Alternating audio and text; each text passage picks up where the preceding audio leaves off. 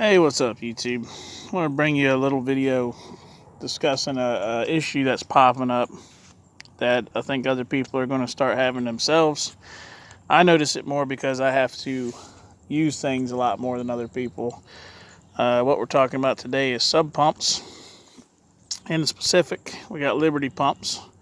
Sorry, the sun's at my back, so it's messing up my exposure here. See if we can turn and correct the problem.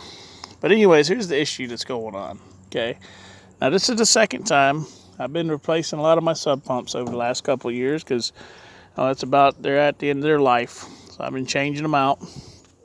And now this is the second time I've had the issue of a new pump, definitely less than 2 years old, stop working and get a complaint. Toilets aren't flush and everything else. I get out here, the tank's full, and go to check, got power. But as soon as I wiggled this was the switch plug off of it, float switch plug. But as soon as I wiggled the end where the pump plugs in, boom, the pump power is back up. So what does that tell me? It tells me a bad connection. Okay. So I'm going to show you how to fix, or what I'm going to do to fix that in a minute. But I started wondering, well, why is there a problem here? What's going on? So this is the old float switch plug right here. Okay. As you can see, I wish it was the hot side was made this way, because that's a good clamping, has good clamping ability on this side. You can see, good, covers most of it. But then this is what they got on this side. This is the hot side. This is the load side that takes the current. And as you can see, it's this little hoop here sticks out. Not very good design. Now, if you look close,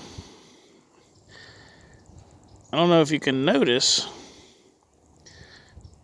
but this isn't straight, okay? That piece of metal is warped off to the side like this. The top is closer in than the bottom.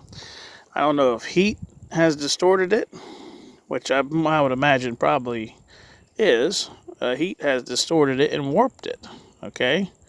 Well, you can see it's cocked off to the side too, right there in the mold. So, but now this is a plug off a pump that's probably 10 years or more. The same design, okay? But it still makes a great connection. This isn't warped. This isn't moved. So the design hasn't changed. Even though this has gotten hot, you can see the actual plug has drooped down a little bit, and the plastic has melted around the end of the plug. So it's gotten hot before, over 10 years.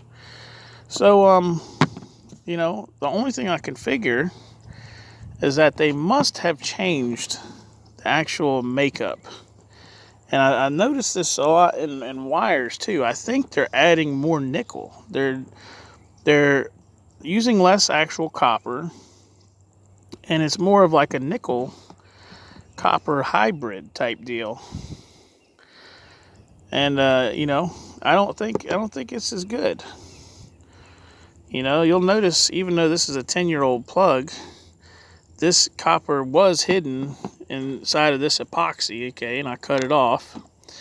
So that's pretty much fresh, and it is darker than this. This has got more yellow or gold look to it. So I don't think the manufacturer knows this is a problem yet. They're probably not, until they're going to have to do a bunch of warranties, because people are going to be bringing these things back, or the plumbers who installed them are going to be having to fulfill warranty work orders. But I think this new nickel design, more nickel, less copper, or whatever they're putting in here, can't take the stress and heat as good as copper can. And just to show you a little more, so what I did was I took this one, okay, the old plug, and I plugged it in and out of here about 15 times or so. And if you look on the inside of this blade, you can see it is only making contact at the top. Okay. Now I did the same thing. I took the new plug and plugged it in and out of this old 10-year-old plug. Okay. And you can clearly see, well, if I can get the phone to focus. Come on. You can clearly see where it definitely has two individual and upper and lower score marks where this is still making good contact. And the force it takes for me to plug this in here, like this, it's only one blade I'm plugging in. There's a good positive feeling grip there that I can feel. And I can't say the same when I plug it into this new one here. It takes a lot less effort to plug it in there. So I just want to bring that to y'all's attention. If you have Liberty pumps, or really I would say probably any pump, I'm pretty sure they all use the same design, the same float switch. You're probably going to start running into this problem. So what's the issue? Or I mean, what's the solution to the problem? Well, I'm going to go over that, what my solution to the problem is. In just a minute, I'll go over there to the plug and I'll show you what I got going on. Alright guys, this is my part 2. Now let me start by saying, if you don't know how to wire things and you are not comfortable with electricity, do not attempt this, because you could hurt yourself. So, this is my fix to the float plug switch not making good contact. What I've basically done is I've hardwired the float switch into the actual outlet. So, if you look, I've got my hot wire, okay. This is the black hot that used to run over here. I've taken the white. Now this is not neutral. This is just white. This is the wires that are, there's only 2 wires inside your float switch. Okay. So simply just tied the white into the black, the hot, and then put the black back where the black goes. Now that's going to make your float switch hardwired. So now when you plug your pump in, okay,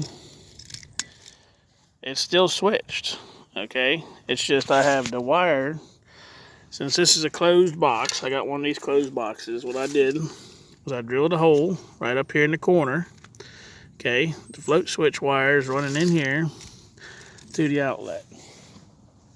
And that's the most viable fix I can think of, because, you know, the daggum thing is only a year, maybe year and a half old. Okay, yeah, it has a warranty. Am I really going to go through all that, pulling this thing out of the hole, bringing it back to get it warranted? Because obviously this is becoming a problem now. I've already had this problem before. This is now the second time with a different pump, all bought from the same place. So chances are of me having the same problem another year down the road are pretty good.